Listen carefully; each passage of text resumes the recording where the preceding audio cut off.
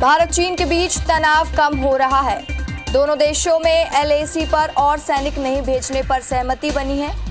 भारत और चीन के बीच कॉप्स लेवल की छठे दौर की वार्ता के बाद दोनों देश ने बयान जारी किया। दोनों देशों के नेताओं द्वारा महत्वपूर्ण सहमति में लागू करने के अलावा जल्दी 7वें दौर की वार्ता करने की भी सहमति बन गई है।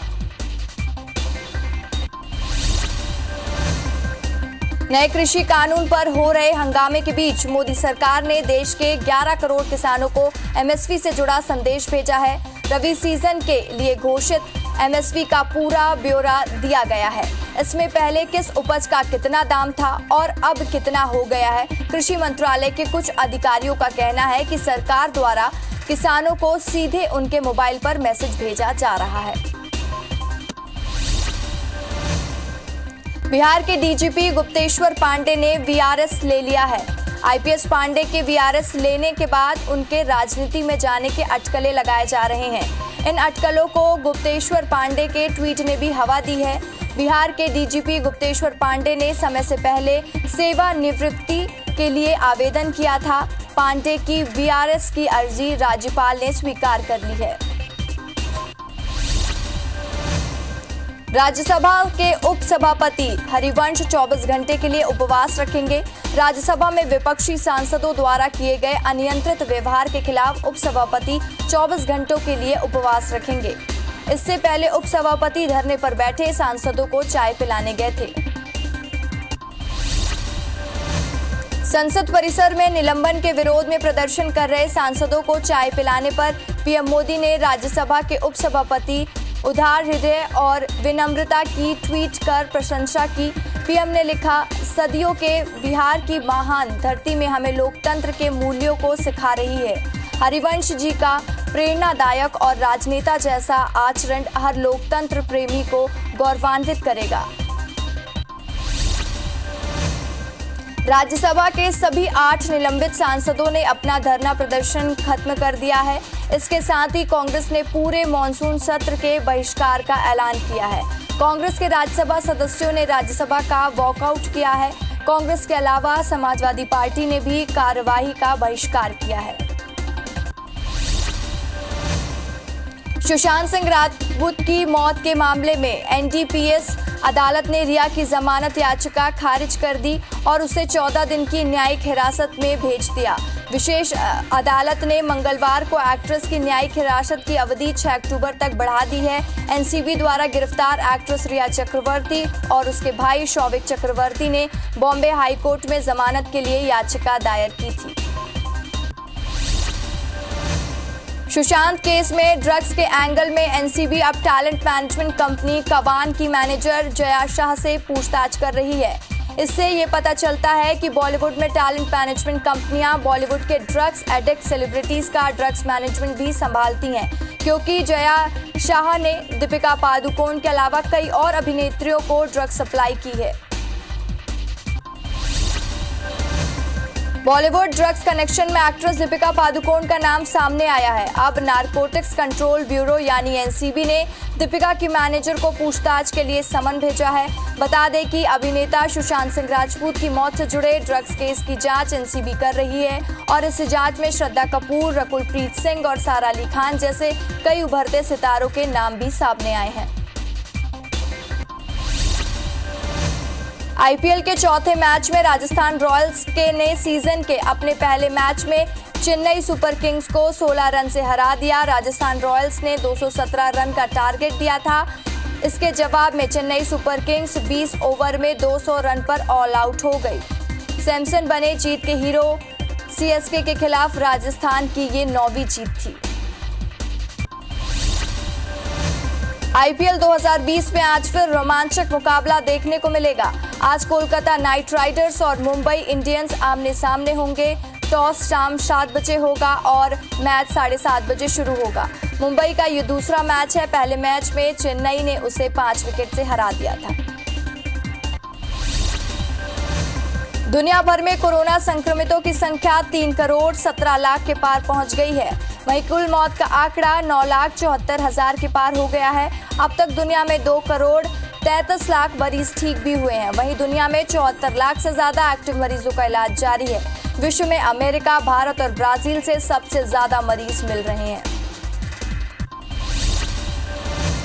देश में कोरोना संक्रमितों की संख्या 56,40,000 पहुंच गई है। देश में अब तक 45,81,000 मरीज ठीक हो चुके हैं। वहीं कोरोना से 1,000 नई मौत से कुल आंकड़ा 90,000 के पार हो गया है। भारत में कोरोना के एक्टिव केस 9,67,000 के पार पहुंच गए हैं। पिछले 24 घंटे में रिकॉर्ड 80,000 से ज्यादा मरीज सामने आए हैं। डेली रिकवरियों की उच्च दर ने भारत को दुनिया भर में सबसे ज्यादा रिकवर केसों के मामले में सबसे शीर्ष स्थान पर पहुंचा दिया है।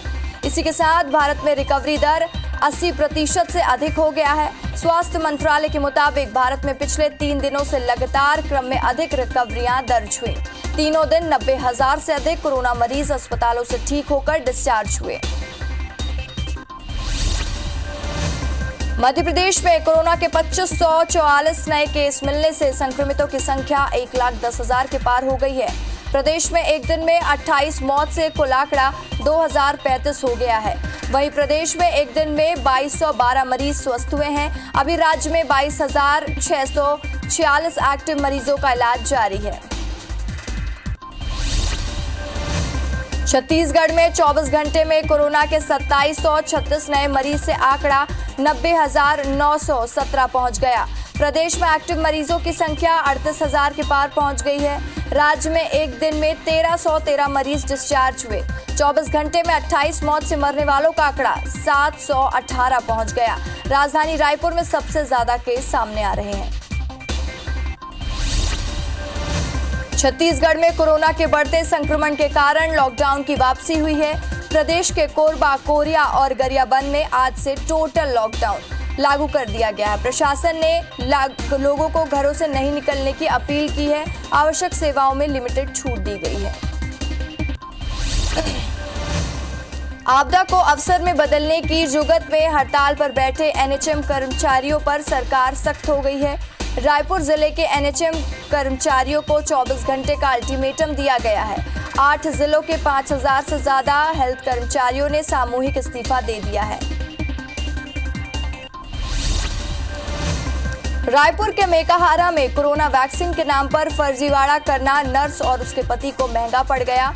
दंपति ने कोरोना मरीज से वैक्सीन लगाने के लिए 11,000 मांगे थे। IBC 24 पर खबर दिखाए जाने के बाद पुलिस ने तत्परता से फर्जीवाड़े कर रहे आरोपी दंपति को अरेस्ट कर लिया है।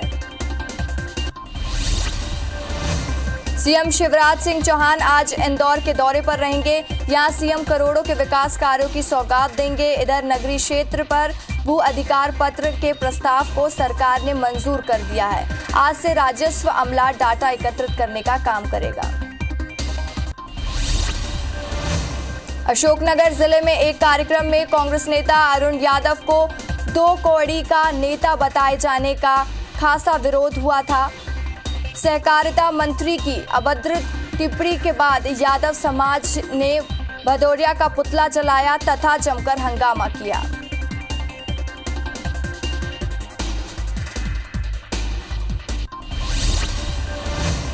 राज्य शासन की महत्वपूर्ण एवं किसान हितैषी गोधन न्याय योजना कोरबा जिले के गोबर विक्रेताओं के लिए बहुत ही लाभदायक साबित हो रही है।